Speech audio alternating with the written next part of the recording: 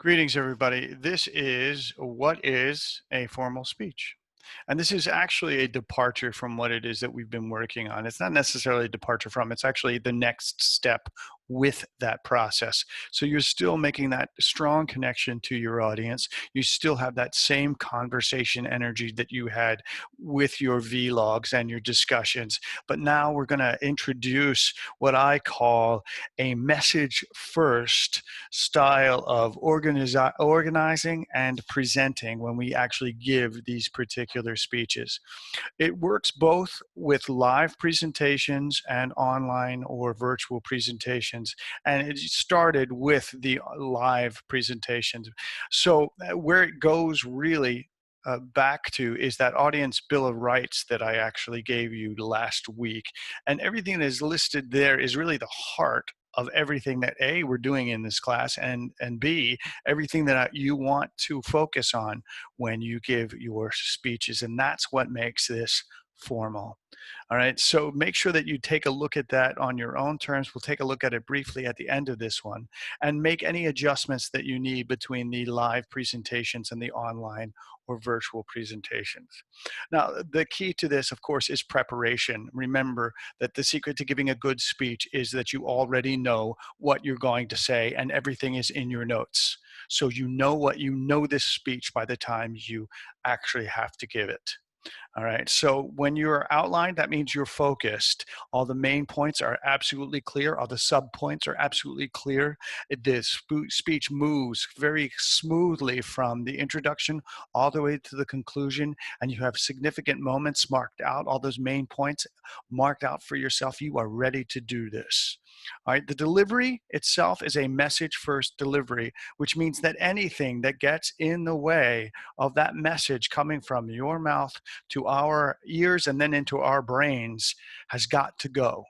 All right, which means that things in your background, things that you're wearing, ways you're speaking, even the angle of your head might be distracting, might take away from that. And on a online and virtual presentation, they're absolutely crucial to make sure that that is under control. All right, now so one thing that's going to help us is what I call the 3 C's. The clarity, the conciseness, and credibility of your speech.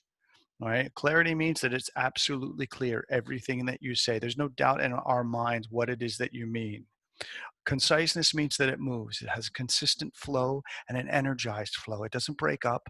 You're not half there. You're half not there. You're not hiding from us vocally. You're actually talking to us. Right? And then credible, absolutely. If we don't trust what you're saying, if we don't think what you're saying is true and valid, then we're not going to listen to you. And that's, of course, never acceptable. It's a waste of everybody's time. All right, so here are some even better yets for us to take with us moving beyond. So these are pretty much, think of it this way, gone are the days of when. All right, so first and foremost, get off your sofa, get off your bed, get out of the garden, get out of get out from under the tree in the backyard and get at a table in a relaxed place and get in front of your particular computer. Sit in a chair that is a non-swivel chair so that you are stationary, and make sure that you and your computer are eye level so that you can make eye contact with us at any and all given points. And if you can't find where your computer's camera is, use tape next to it when you find it. And that way you can always look at it. Make sure that your environment works for you. So anything behind you that could possibly be a distraction, lose it, get rid of it. Any fine, really cool artwork that's going to take our eye away from it, get rid of it. Like for instance, if I was giving a really intense speech, I would have to get rid of this. Although it's cool, I love it. But it's really a pain in the butt to get rid of. But I'm going to have to do it eventually. All right. So eliminate also personal body distractions. No t-shirts that say anything on them. Get rid of them. Even if it says I love Tim Curtis, get rid of it. You should have a very subtle, very professional, very, for lack of a better way to put it, conservative approach to your wardrobe when you actually give a speech formally. Also, no hats, and make sure that your hair is pulled back. No adjusting of your hair, no pushing it out of your eyes, etc. during a speech. This, again, you're not in your home, even though you are in your home when you're doing this online. All right, make sure that you have good lighting. Get rid of any and all shadows on your face. Take a look at it. Do that test run. Make sure that you see it, and make sure that you give yourself some front lighting and some side lighting and some overhead lighting, which I have now, which will actually help you flesh out your face, no pun intended, so that you don't look like you're lurking in the shadows, ready to bite us or something like that. All right, so make sure that that's available. The other thing too is make sure that you can be heard. If I have to turn up my volume on my computer to 60 just to hear your initial words, there's a problem. So you're going to have to either speak up or get yourself a new microphone like mine. You can't hear on my computer. I have to have this to really make a very good, effective audio track. The other thing too is what I call marbled. Is sometimes you can be heard, but because of the way your computer picks up the sound, it sounds like you've got marbles in your mouth. So make sure that you have an alternative. I think a microphone like this you can use, by all means, something possibly a little more subtle. Headphones that come with your cell phone, great, use that. But make sure that you can be heard and seen. Make sure that you're in frame and eye level. If it looks like you're looking down into the camera, adjust it. If it looks like you're looking up into the camera, adjust it. If it looks like you're slouching down, adjust your posture, etc. Again, this is message first. All right, so prepare for it then. Make sure that you use that outline. Use it, an outline in the process.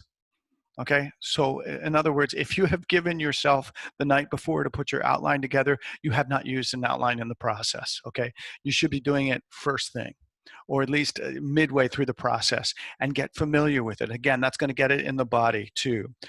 Make sure that your outline itself is organized and easy to read and easy to prompt yourself on.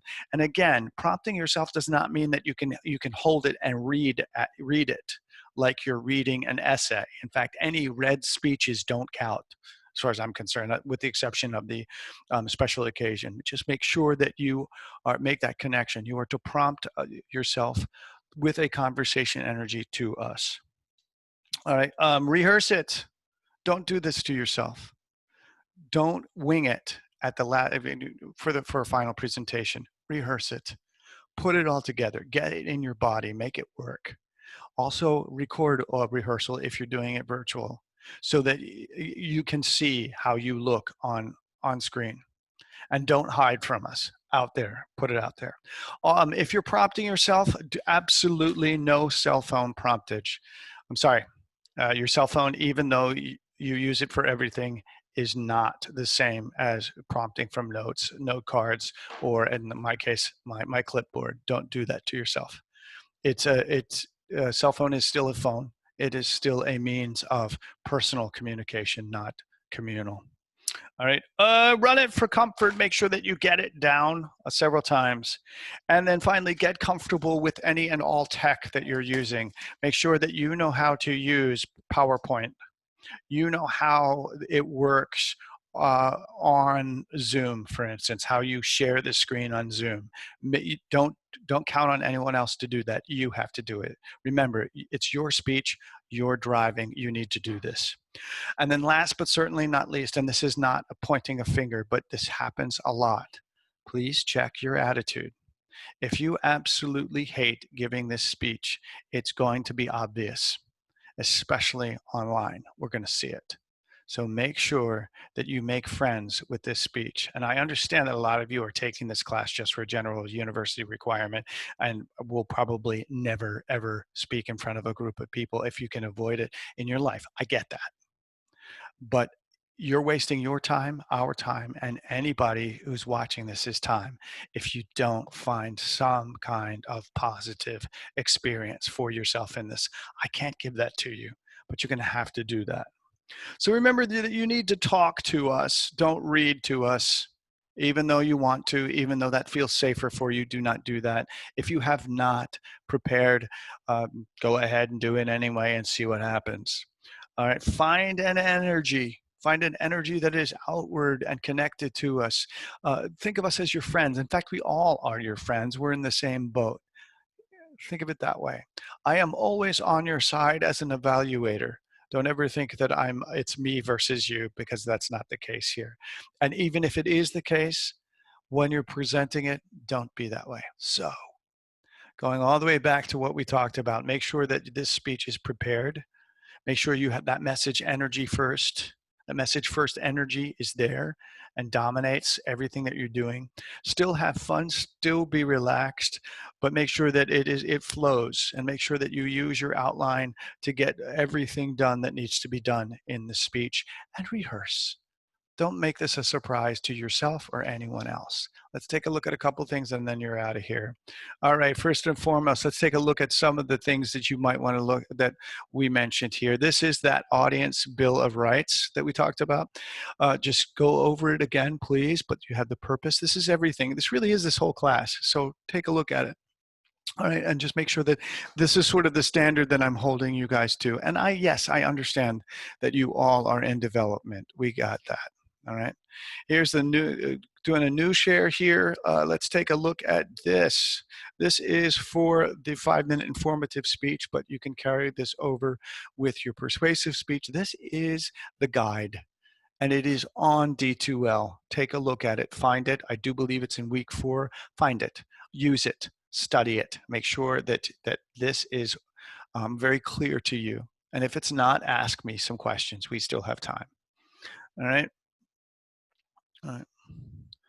And then last but not least, this is the 5-minute informative evaluation. And this is in week 5. It's in 2 parts, essentially. This is the actual speech itself that you give. And this is me, this is my checklist and what I need. And but take a look at this. This is actually a nice checklist for you to make sure that your speech actually fits this. And then flip over to the second page. This right here is your outline and bibliography. This is everything that I need requirement-wise for your outline and bibliography. Your speech is worth 50. Your outline and bibliography is worth 25. And last but certainly not least, a formal presentation, especially media-wise, it's often seen in broadcast news. So take a look at Lester Holt and Kate Snow and NBC News, and these are just 2 examples of it. They really do have the kind of energy that we want. But it's certainly it's them. It's not you, but the way they can compose themselves physically, the way they use language, which is that energized, connected speech, the way they have really focused their energy and their time in the time and energy of the broadcast are really something that we can capitalize on. In the meantime, have fun, get your work done. Any questions, please don't hesitate to talk to me. And I'll talk to you later. Take care. Bye-bye.